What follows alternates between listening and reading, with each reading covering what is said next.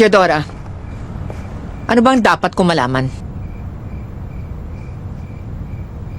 Ano? Teddy, sabihin mo na. It's about time. Alam mo kung anong sinasabi nila? Last year pa namin alam, Ma. Last year pa?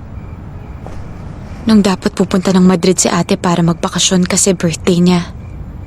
Tapos ayaw mo na akong tumuloy, di ba? Kasi ang sabi mo may teachers conference ka sa Paris. Pero tumuloy ako sa Madrid. Nakita kita sa bar. Pero hindi kita kinausap kasi alam ko nahihiya ka. At ayokong mapahiya ka kung hindi ka handang sabihin ng totoo. Na ano? Anong alam niyo na hindi ko alam? Ate, huwag ka na makigulo. Gulo? Kapatid ko si Teddy. Kapatid ko rin tong pinipressure nyo. Hindi namin siya pinipressure. So ano ang totoo? Ate, Roberta!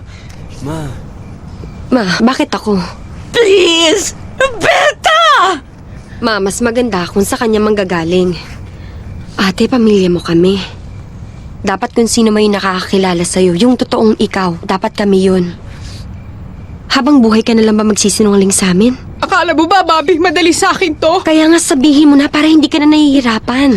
Oo na, aaminin ko na.